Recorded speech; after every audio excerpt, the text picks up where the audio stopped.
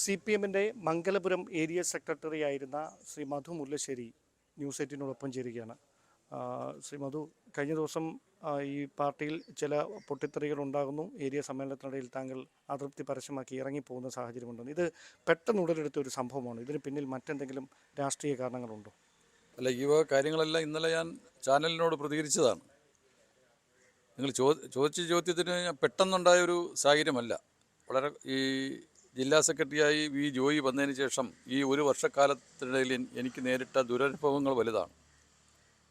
ഞാൻ area secretary ആയിരുന്നാലും ഒരു കാരണവശാലും തുറന്നു പോകാൻ പറ്റുമെന്ന് എനിക്ക് ഒരു തീർച്ചയില്ലായിരുന്നു. അത് ഞാൻ എൻ്റെ സ്നേഹിതന്മാരോട് പറഞ്ഞതാണ്. അത്രയ്ക്ക് ദുരിതമാണ്, അത്രയ്ക്ക് ദുരനുഭവമാണ് ജോയിൽ നിന്നുണ്ടായിക്കൊണ്ടിരുന്നത്. മംഗലപുരത്തൊരു പാർട്ടി ഏരിയ കമ്മിറ്റി ഇപ്പം ഇല്ല. ആ കമ്മിറ്റിയെ അഴൂർ ജോയിയുടെ വീട്ടിലോട്ട് ആക്കിയിരിക്കുകയായിരുന്നു.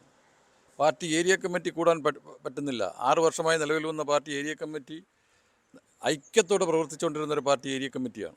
ആ കമ്മിറ്റിയെ വിഭാഗീയ പ്രവർത്തനം നടത്തി സ്വന്തം താല്പര്യത്തിന് വേണ്ടി നുണയുടെയും നുണക്കാരുടെ കൂട്ടുപിടിച്ച് ആ ഏരിയ കമ്മിറ്റിയെ ഇല്ലാതാക്കുന്ന സമീപനമാണ് ജോയി നടത്തിക്കൊണ്ടിരുന്നത്. അങ്ങോട്ട് ഈ ഒരു വ്യക്തിപരമായ ഒരു വിയോജിപ്പ് ജോയിക്ക് വരാൻ എന്താണ് കാരണം? എന്താണ്?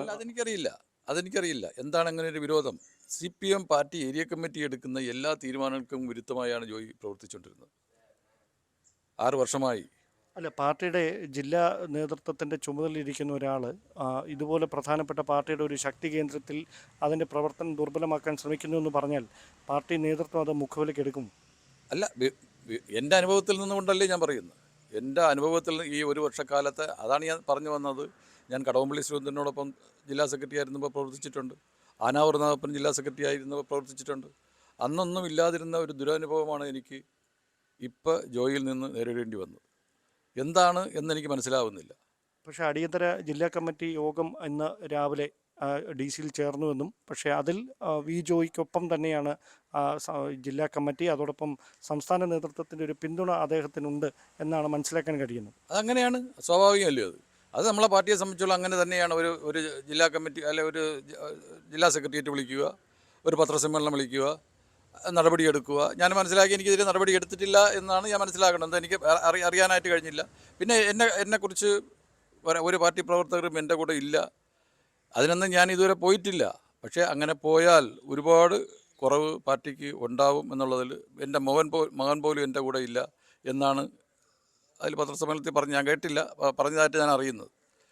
ഈ പറയുന്ന നേതാക്കളെ ആരെങ്കിലും മക്കൾ ഉണ്ടോ ഇന്ന് പാർട്ടി പ്രവർത്തനം നടത്താനായിട്ട്? സ്വന്തം താല്പര്യത്തിന് വേണ്ടി എല്ലാ മക്കളും ഒന്ന് വിദേശത്തായിരിക്കും, അല്ലെങ്കിൽ വേറെ ഏതെങ്കിലും ജോലിയിലായിരിക്കും. എൻ്റെ മോൻ DYPയുടെ മേഖലാ സെക്രട്ടറിയാണ്, പാർട്ടി ലോക്കൽ കമ്മിറ്റി അംഗമാണ്, പല തരത്തിലുള്ള കാര്യങ്ങൾ നിർവഹിക്കുന്നുണ്ട്.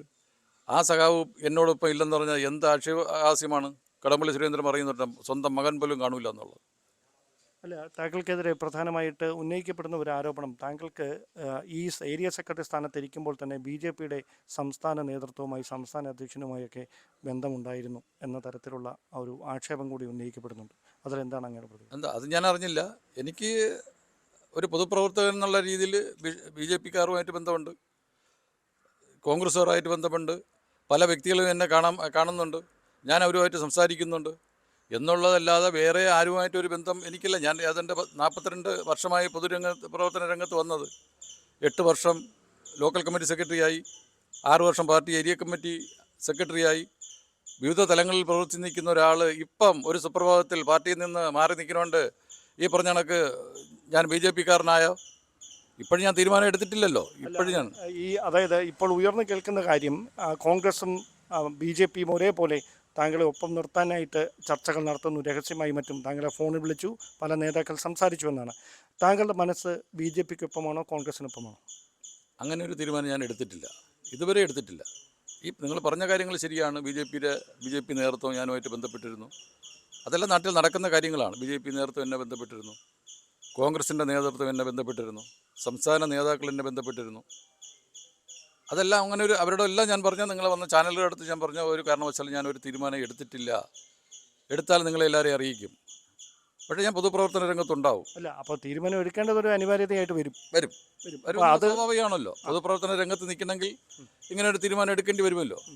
അത് ഉടനെ ഉണ്ടാവും എന്നുള്ളതാണ് എൻ്റെ ഒരു കണക്ക് കൂട്ടൽ. അപ്പം അത് തന്നെ പാർട്ടി നേതൃത്വം കരുതുന്നത് താങ്കൾ BJP-യോടൊപ്പം ആയിരിക്കും താങ്കളുടെ ഇനിയുള്ള രാഷ്ട്രീയ ജീവിതം എന്ന തരത്തിലുള്ള സൂചനകളാണ് ലഭിക്കുന്നത്. അതിൽ എത്രമാത്രം വസ്തുതയുണ്ട്?